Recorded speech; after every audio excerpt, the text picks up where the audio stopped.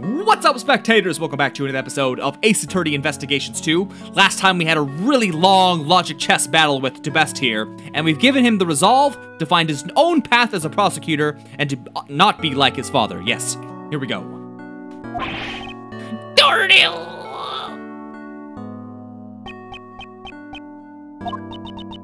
He dashed out of here at full speed.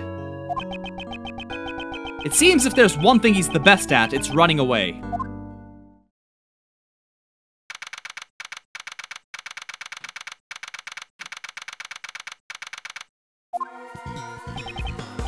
Curses! We're running out of time.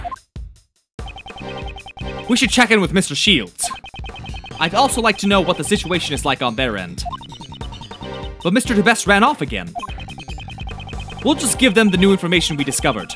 Francisco will take his place. I wonder if that's gonna be enough. It can't be helped. Since he ran away, there's nothing more we can do.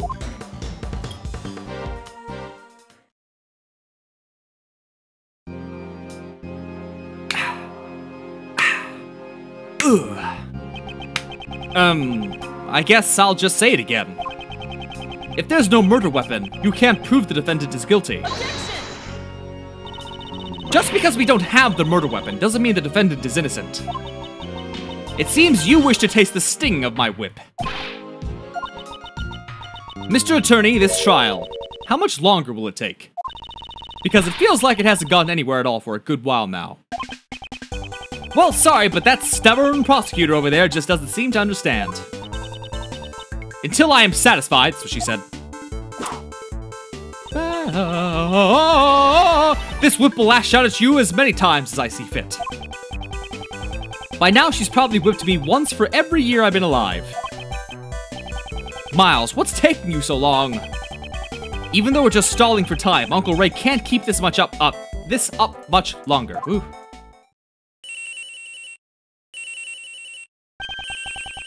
Whoops, excuse me, phone call. Mind if I take this? I will allow it.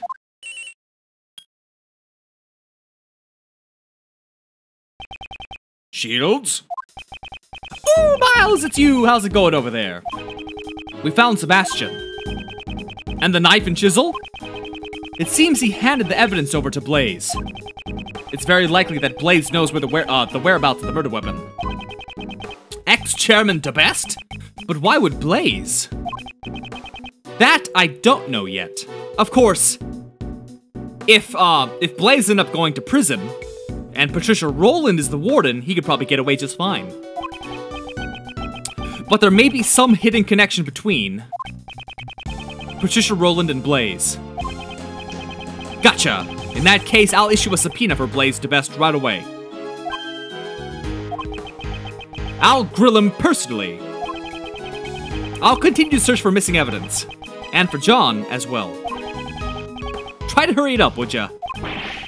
We're at our wits' end over here. It feels like the verdict could be handed down at any moment. Understood. How much longer can Judge Courtney's heart hold out? I know she's in a lot of pain. I gotta hurry. So, how's the trial going? Blaze will be taking the stand. I don't know how the things will turn out, though. He'll do anything from hiding evidence to kidnapping. He really is nothing but trouble. I agree. We should probably take another look at the evidence concerning him. Okay, leave it to me. First, here's the latest evidence fresh from the scene.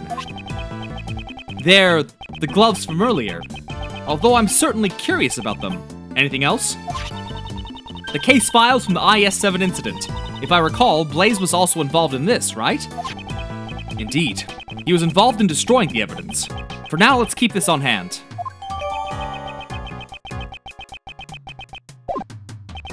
Now then, is there anything else? Of course, last but not least, we got this. This is the Yatagarasu's badge, Kay. I'm talking about things related to Blaze. Please be serious. But aren't you always going on around presenting random evidence too, Mr. Edgeworth? No, well, that's... Isn't that Sebastian?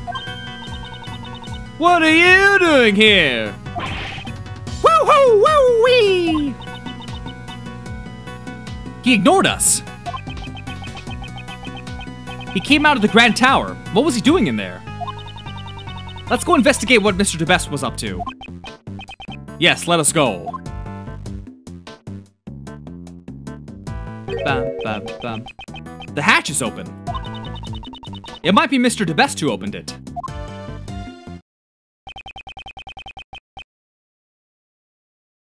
Did Sebastian come in here? Mr. Edgeworth, over there. The safe's open. Did he come here to open that? Let's examine it thoroughly.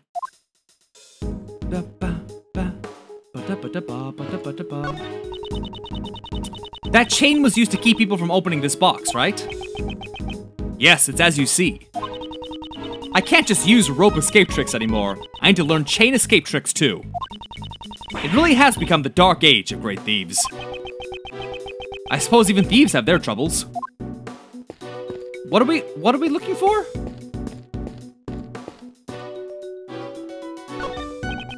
The tabletop's being supported by 4 naked men. The design's quite painful to look at. But it looks like a good place to hide under during an earthquake. No matter what heavy objects fall on top of it, I'm sure it'll hold. Hiding under that table would mean being surrounded by the 4 naked men, though. A great thief always works outdoors, so I don't really use desks much. Which means I won't be the one hiding under it. It'll be you, Mr. Edgeworth. Come on now, get in, get in. I refuse.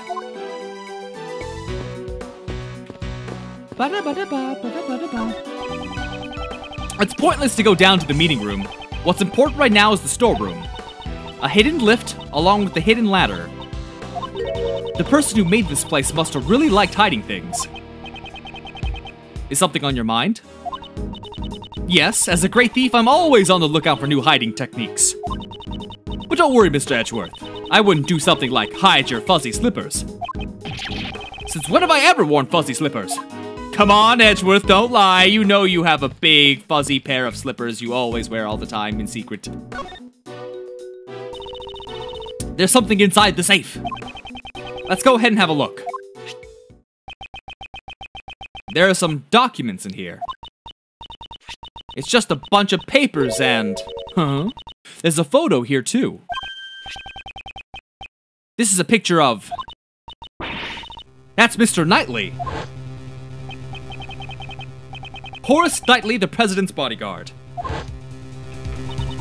Why is this picture here? And what are all these papers for? I don't know. We'll have to read the documents to find out. I'm all but certain there's a connection between Knightley and Doggin. Doggin's chess partner, whose identity remained unknown until now, was actually Knightley all along. That is proof enough. Tomorrow I shall interrogate him in the warden's office. I'll get him to confess that he's one of Doggin's henchmen. That thing he laid to rest near the flower bed 12 years ago. You simply must retrieve it. This seems to be a report about Knightley. Not to mention it was apparently written before Knightley was killed. Horace Knightley was murdered while he was being interrogated in the warden's office. Judging from the contents, this document was probably written by Patricia Rowland. I knew it! The question, however, is who this report was addressed to. The owner of this safe is... the conductor, Blaze. So this proves that Miss Rowland and Blaze are connected. Indeed. But it's not just the two of them. Blaze and Patricia Rowland were searching for Doggin's henchman. Sirhan Doggin, that dog-loving assassin. This means that there's a hidden connection between the three of them. I wonder what it could be. I don't know, but it must be related to this case. A report on Knightley's connection with Doggin by Patricia Rowland to Blaze DeBest.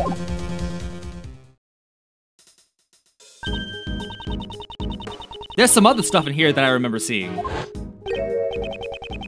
There's something on his finger. Let's have a closer look. Oh, it looks like an expensive ring. Don't steal it.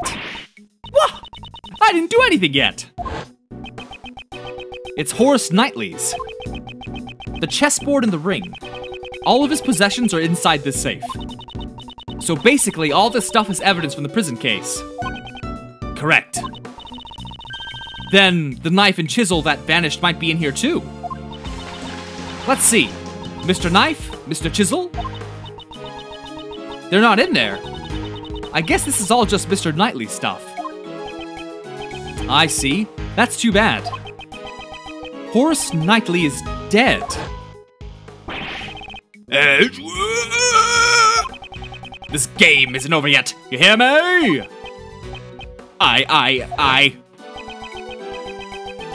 The game's not over yet. Unless I can see it through to its end. A ring and chessboard found inside the safe. Oh, you want me to leave? Look at that little arrow, okay. Young lady, good sir, might I interest you in some cotton candy from your world's favorite assassin?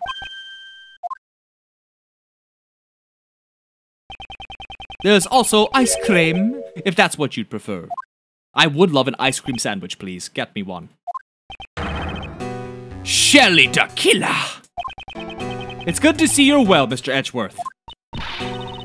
What are you doing in a place like this? As you can see, I'm selling cotton candy. Would you care for some heavenly cotton candy? Even sweeter than death. One bite will send you straight to heaven.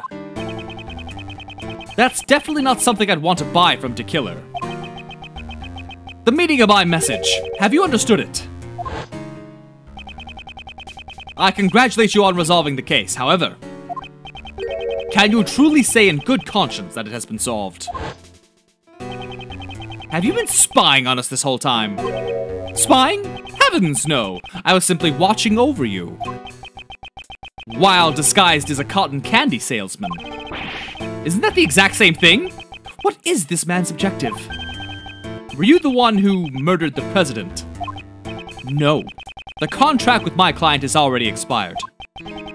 President Huang is a bit of a celebrity in the world of assassins, you see. Over the years, many attempts on his life were made, and yet he stubbornly lives on. He is a robust man, surrounded by flawless security. He even employs body doubles. Robust. That president? Rotund seems more apt. However, it seems this time the president's security wasn't exactly flawless. Mr. Rook had only just prevented your previous assassination, but this time, I did not kill him. It's not my principle to kill needlessly. I am also grateful to Rook, a worthy adversary who is connected to me by fate. Thanks to that man, I did not kill a target who had no value to be killed. Thanks to Rook preventing the assassination, what does he mean? My client deliberately gave me a false target. It was a betrayal most foul. I'm now searching for my client. In all likelihood, it is the same person you are looking for. Is he saying that his client murdered the president? Just who is this person you're referring to? I myself am not allowed to say. It would be violation of the rules. I cannot disclose the identity of my clients. For to do so would create a problem of trust with my other clients. This is precisely why I am personally searching for them myself. What are you going to do when you find your client?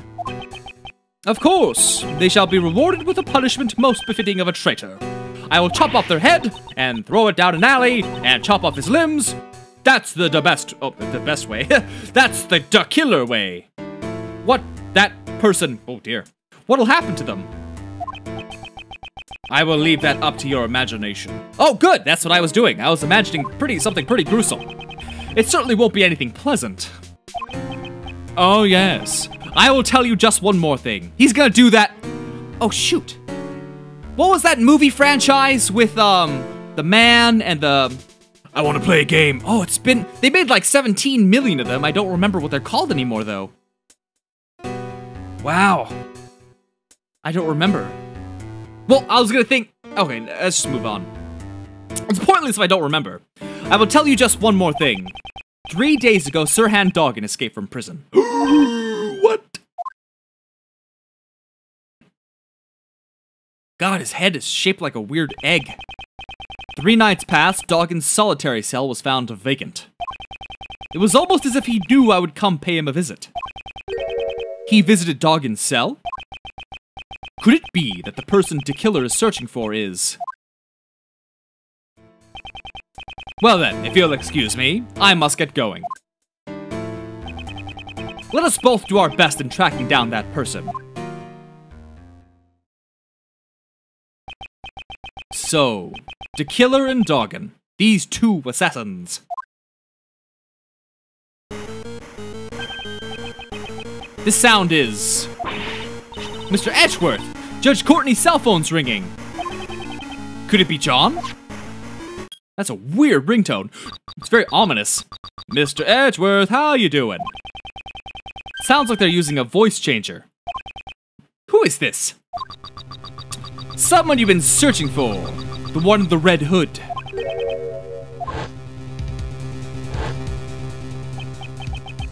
Are you the person who ambushed Kay? Brilliant deduction! I'd expect no less from a prodigy prosecutor such as yourself. Mr. Edgeworth, I want to listen in on this too. Very well, I'll put it on speaker. Well, I must say that I didn't expect the girl to get amnesia. What's that supposed to mean? But that's not all, you see. Perhaps I should let you in on this, Mr. Edgeworth. Actually, I was the one who ordered Blaze DeBest to kill Jill Crane. What? This must be the person the killer spoke of. I really should thank you, Mr. Edgeworth. You have no reason to thank me. Oh, you haven't noticed. My, that's troublesome, you know. I wanted you to catch Blaze for me. So I took dear little Kay. What? If Kay was suspected, I knew you'd investigate the case. And I was sure that the great Miles Edgeworth would be able to catch Blaze. It was all according to my plan. Isn't it interesting that this person here has said, you know, and you see? Trademark items, catchphrases said by Blaze. That is something. And, you know, I get the feeling that you have the wrong idea, so let me clear something up. Blaze DeBest wasn't the one who kidnapped Miss Courtney's son. Why do you know about the kidnapping?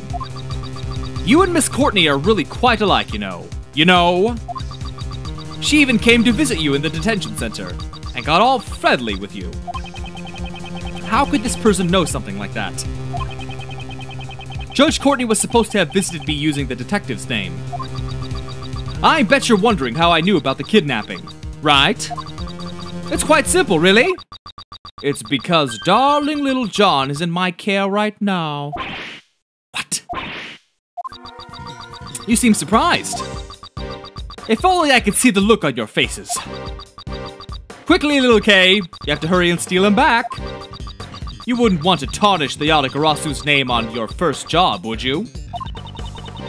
You even know it's my first job? Why does this person know everything in so much detail? Well, I suppose I can't blame you for your mistake. It seems Blaze was after John as well, you see. So there were 2 kidnappings. He's such a fool, you know. Kidnapping his own son instead. Is John there with you? If he is, then I'd like to hear his voice. He's here, but I'm afraid I can't do that. You see, he's asleep right now. In that case, there's no way for us to know if you really kidnapped John or not. I suppose you don't have to believe me if you don't want to. What is your objective? Is it to get Patricia Rowland declared not guilty? A not guilty verdict, eh? I couldn't care less about that. So his objective is different from Blaze's. I think I'll keep my objective a secret for now. Well then, I must be going. I hope you enjoy yourself, Mr. Edgeworth. Don't think you can get away with this. Then come and get me. I'll be looking forward to it. That is, if you can bring me to justice. But I highly doubt that.